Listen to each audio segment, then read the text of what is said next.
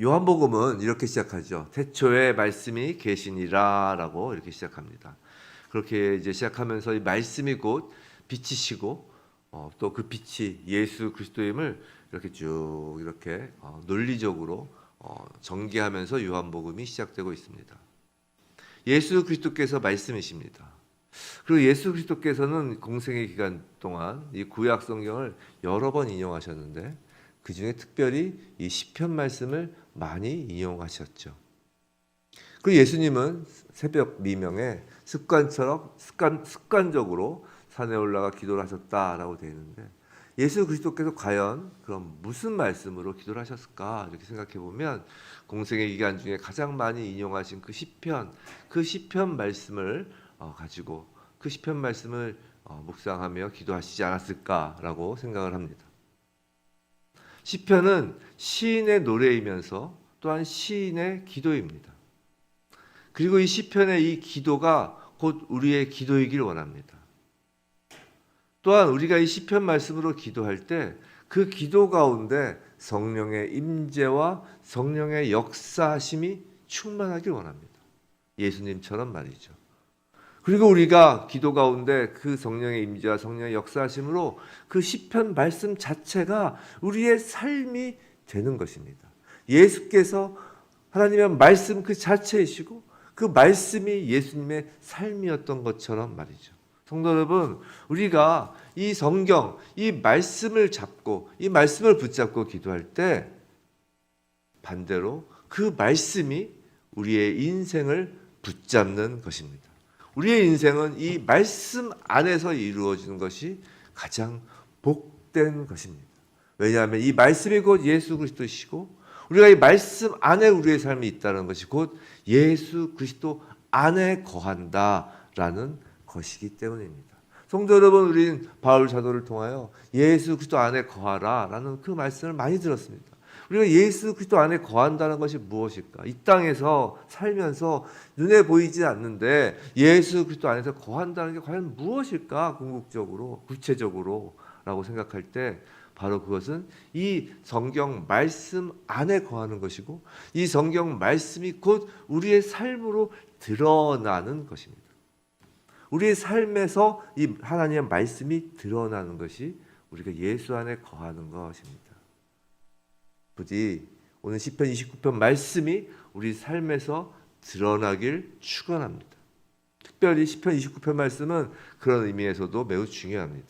시인은 오늘 여호와의 소리라는 단어로 하나님이 어떤 분이신지를 노래하는데 이 노래가 우리의 기도가 될 때 바로 이 시편 29편을 가지고 우리가 읊조리며 선포하며 기도할 때 여호와의 소리가 우리의 인생 가운데 울려 퍼질 것이기 때문입니다. 우리의 삶에서 나의 소리가 들려지는 것이 아니라 울려 퍼져지는 것이 아니라 우리의 삶에서 바로 여호와의 소리가 울려 퍼질 때 그것이 참된 복이고 그것이 우리의 힘인 것입니다. 시편 29편은 크게 세 부분으로 구성되어 있습니다. 첫 번째로 1절, 2절이에요.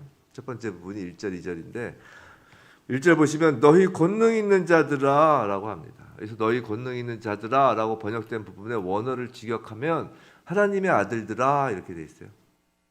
이에 대해서는 천사들을 일컫는다는 견해와 또 세상의 군왕들이라는 견해 등이 있는데 그래서 중요한 것은 그런 견해가 아니라 그것이 천사이든 군왕이든 이 너희 권능 있는 자들이 천사를 의미하는 것이든 군왕을 의미하는 것이든 피조물에 불과하다는 것이에요. 오히려 1절, 2절에서 중요하고 또 강조되는 것은 뭐냐면 영광과 능력을 여호와께 돌리고 돌릴지어다. 또 2절에서 합당한 영광을 돌리며 라는 것입니다. 원어의 시작은 1절을 어떻게 시작하냐면 29편 1절을 돌릴지어다 라고 선언하면서 시작을 해요. 그리고 이 돌릴지어다 라는 단어를 3번 1절, 2절에서 3번 반복해 갑니다. 우리 한글 번역으로 보면 그게 잘 안 나타나 있지만 오늘은 그렇게 돼 있어요. 즉 영광과 능력을 여호와께 돌리는 것이 중요하다는 것이에요. 천사든 군왕이든 피조물에 불과하고 중요한 것은 세상의 마지막 하나님께 영광을 돌리게 되어 있고, 그것이 천사이든 사람이든 모든 피조물은 오직 하나님께만 영광을 돌려야 한다라는 것입니다. 성도 여러분, 하나님께 영광을 돌린다라는 것은 우리가 피조물이라는 사실과 우리의 모든 것이 하나님으로부터 온 은혜라는 것의 고백이에요. 신앙 고백이에요. 단 하나라도 하나님께 돌려드리지 못하는 것이 있다면 그것이야말로 바로 나를 숭배하는 우상 숭배이고, 또 모든 만물은 하나님께 영광을 돌려드리지 못할 때 우상 숭배의 대상이 되는 것입니다. 천사가 하나님께 영광을 돌리지 않았을 때 어떻게 됐죠? 천사가 자신이 하나님의 영광을 받으려고 했을 때 천사는 마귀가 되었습니다. 사탄이 된 거예요.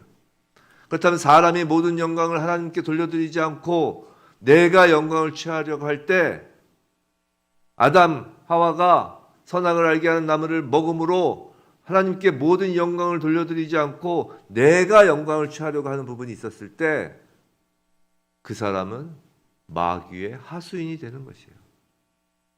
세상 사람들은 다들 나를 위하여 삽니다. 나의 영광을 드러내기 위해서, 나의 이름을 드러내기 위해서 열심히 살죠. 본인이 알든 모르든 마귀의 소나기에 놓여 있게 된 것입니다. 모든 피조물은 하나님께 영광을 돌려드릴 때만 진정 창조의 그 가치가 있는 것입니다. 자, 두 번째 부분은 3절부터 9절까지예요. 3절부터 9절까지 여호와의 소리가 4절에 한번, 5절에 한번 이렇게 해서 7번이 반복됩니다. 그렇죠? 3절부터 해서. 자, 7번, 7은 완전 수이면서 거룩한 숫자이죠. 시인은 이 여호와의 소리를 여호와의 소리의 그 완전성과 거룩성을 나타내기 위해서 의도적으로 7번을 반복하는 거예요. 자, 그럼 여호와의 소리, 즉 하나님의 소리란 무엇일까? 무엇이기에 7번을 반복하며 완전성과 거룩성을 나타내려고 하는 것일까? 여기서 소리라고 번역된 히브리어는 콜입니다. 콜. 그래서 이는 단순히 귀에 들리는 음성학적인 소리가 아니에요. 또 3절에서 우레소리는 전통적으로 하나님의 현현, 하나님이 임재하실 때 그 임재를 상징하는 말이죠. 시내산에서의 하나님의 현현도 또 우레소리, 그렇게 하나님의 현현을 상징하는 그 단어가 몇 개 있는데, 우레소리, 구름, 그런 거 있잖아요. 하나님의 현현을 상징하는 말입니다. 자, 그 소리가 단순한 음성학적인 소리가 아니고 하나님의 계시를 상징한다. 즉 여호와의 소리는 다름 아닌 여호와의 말씀, 하나님의 말씀을 의미하는 거예요. 천지를 창조하실 때 울려 퍼지던 바로 그 소리, 그 말씀이에요. 하나님의 말씀이 곧 하나님의 계시, 하나님의 현현인 것이고, 하나님은 말씀으로 피조 세계에 임하시는 것입니다. 성도 여러분, 하나님이 어떻게 우리 가운데 임하신다고요? 하나님의 소리로 임하세요. 엘리야가 갈멜산에서 하나님의 미세한 음성을 듣잖아요. 그 미세한 음성, 그 미세한 소리를 듣는다고요. 그 소리가 어떤 소리냐면, 거기서 구약에서 그 엘리야가 듣는 소리는 그 바위에 정을 쪼는 소리로 이렇게 표현을 해요. 그 바위에 정을 쪼는 소리라는 게 뭐냐면, 십계명 그 바위 돌판에 하나님의 말씀을 기록하는 소리라고요. 하나님이 이 땅에 하나님의 자녀들에게 하나님의 음성, 하나님의 소리, 하나님의 임재를 나타내실 때는 말씀으로 임재하시는 거라고요. 이 성경 말씀이 바로 하나님의 계시라고요. 하나님의 현현이라고요. 하나님이 완전하고 거룩하신 것처럼 그렇기에 이 하나님의 말씀, 성경 말씀 역시 완전하고 거룩하신 것입니다.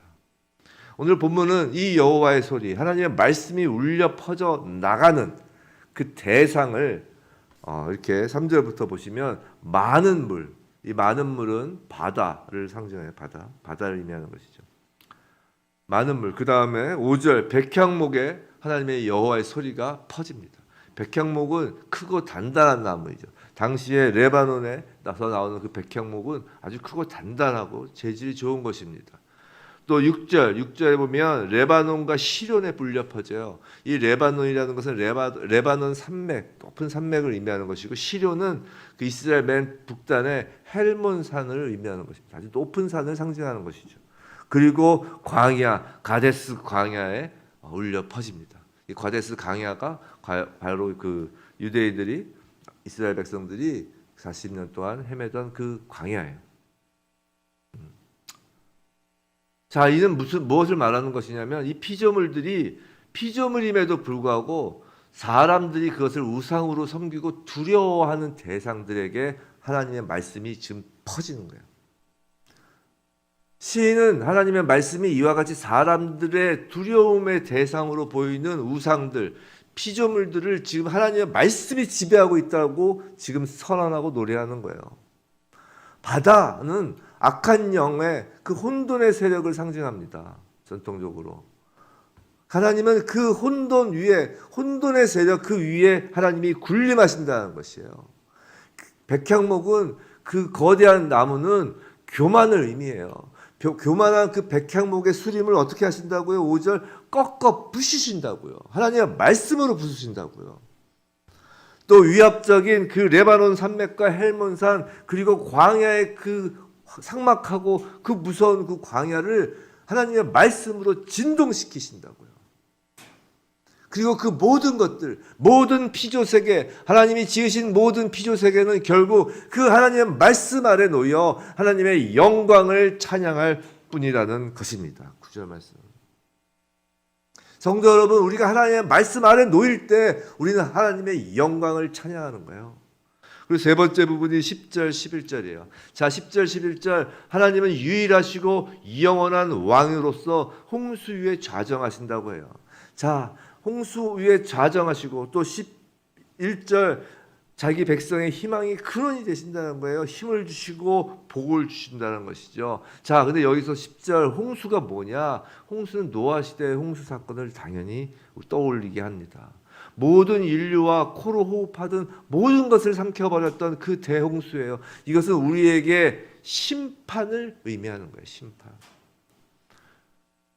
근데 좌정하시도다라는 표현을, 10절에 좌정하시도다라는 표현은 재판관으로 앉다라는 원어적인 의미가 있는데, 여기서 좌정하시도다는 미완료형으로 쓰이고 있다는 게 놀라워요. 즉 과거의 심판주로서 그 홍수 심판, 물로 세상의 모든 악인들 심판하셨던 것뿐만 아니라 그랬던 것처럼 이후에도, 그 이후에도 영원토록 계속하여 의로우신 심판이 있을 것이라는 거예요. 과거, 현재, 미래에 계속하여 주님의 심판이 영원할 것이라는 것입니다. 어떻게 해요? 지금도 하나님은 말씀으로 세상을 심판하고 계신 것이고, 그 심판은 영원까지 이어지는 것입니다.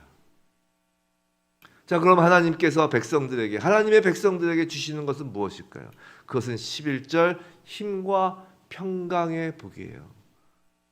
하나님의 말씀, 하나님의 심판 아래 놓인 세상 속에서 성도는 오히려 하나님의 말씀을 통하여 악의 세력이나 환난을 극복하지 않고 이를 이길 능력을 받는 것이요.